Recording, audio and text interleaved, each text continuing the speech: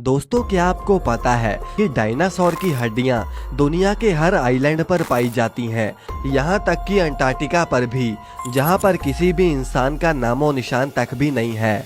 दोस्तों, ज्यादातर लोगों को ऐसा लगता है कि डायनासोर बहुत बड़े बड़े हुआ करते थे, लेकिन उनमें से एक डायनासोर की प्रजाति ऐसी भी थी जो कि एक मुर्गी के आकार का था और वो कीड़े मकोड़े ही खाता था।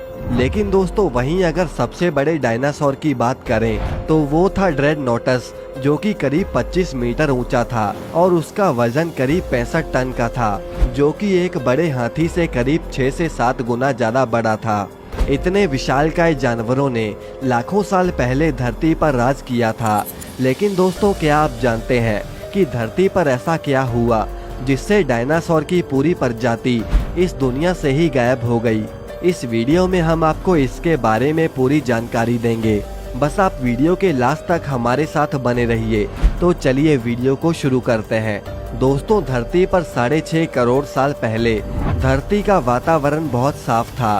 सभी ओर हरियाली और जगह जगह पर डायनासोर के दहाड़ने की आवाजें आती थी और ये अपना जीवन यहाँ पे बहुत आराम से जी रहे थे। लेकिन इससे पहले ही इनकी किस्मत लिखी जा चुकी थी। दोस्तों, 10 करोड़ साल पहले एक छोटा एस्टेरॉयड का टुकड़ा अंतरिक्ष की तरफ आ रहा था। वो टुकड़ा धरती के 20 करोड़ मील दूर मंगल और वनस्पति के बीच एक बड़े एस्टेरॉयड में जा टकराता है, जिसके कारण उसकी दिशा बदल जाती है और वो सीधा 22,000 मील प्रति घंटे की रफ्तार से धरती की तरफ बढ़ने लगता है। जब ये एस्टेरॉयड धरती से 3,84,000 किलोमीटर दूर था, तो शायद डायनासोर का अंत ना होता अगर ये एस्टेरॉयड चांद से टकरा जाता। लेकिन होने को कौन टाल सकता है, और ये एस्टेरॉयड चांद के बिल्कुल पास से होकर गुजर जाता है। इस पत्थर के वायुमंडल में घुसते ही इसकी रफ्तार 5 गुना ज्यादा बढ़ जाती है, जिस वजह से ये एक आग के गोले में बदल गया। इसकी रफ्तार इतनी ज्यादा थी कि इसने सिर्फ 4 मिनट में अटलांटिक ओशियन को पार कर लिया।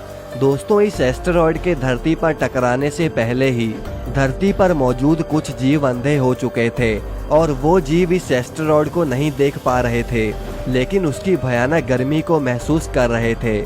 और कुछ ही समय में ये मेक्सिको की खाड़ी से टकराता है, जिससे एक बहुत ही खतरनाक विस्फोट होता है। ये विस्फोट इतना शक्तिशाली था कि इसके धरती पर टकराने से धरती की लाखों टन धातु अंतरिक्ष में चली गई।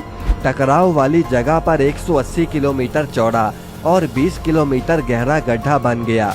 विस्फोट के कारण इस गड्ढे के मेटल और पत्थर धूल में मिलकर बादलों में बदल गए।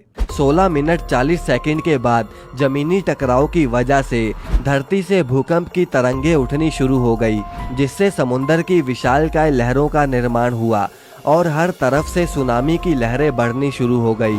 भूकंप के कारण सभी ज्वालामुखियों ने अपना लावा उगलना शुरू कर दिया और इसी के चलते जगह जगह पर डायनासोर का विनाश होना शुरू हो गया और इसी के साथ धरती की महाविनाश की प्रक्रिया शुरू हो गई।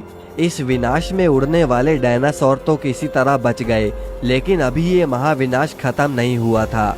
जो टकराव के कारण धूल अंतरिक्ष में गई थी, वो ग्रेविटेशनल पुल के कारण आग के गोले के रूप में पूरी धरती पर बरसने लगे और दूसरी तरफ धूल का बहुत बड़ा तूफान पृथ्वी पर मौत लेकर आ रहा था।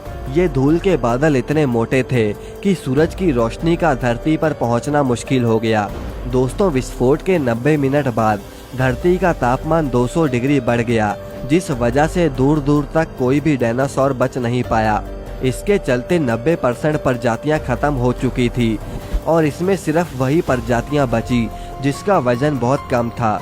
इस घटना में लाखों की गिनती में जीव मारे जा चुके थे और जो कुछ जीव बच गए उन्हें भी कुछ खाने को नहीं मिल पा रहा था। इसी के साथ ही डायनासोर्स का धरती पे अंत हो गया। दोस्तों, इस महाविनाश के बाद धरती पूरी तरह तहस नहस हो गई थी और सभी पेड़ पौधे भी लगभग खत्म हो चुके थे। अब इसके काफी समय बाद पृथ्वी ने फिर से रिकवर करना शुरू कर दिया और इसके लाखों करोड़ों साल बाद इंसानों के पूर्वजों का जन्म होना शुरू हुआ। तो दोस्तों, ये थी आज की वीडियो। आपको ये वीडियो कैसी लगी कमेंट करके हमें जरूर बताएं और इस वीडियो को लाइक करके चैनल को सब्सक्राइब करना ना भूलें।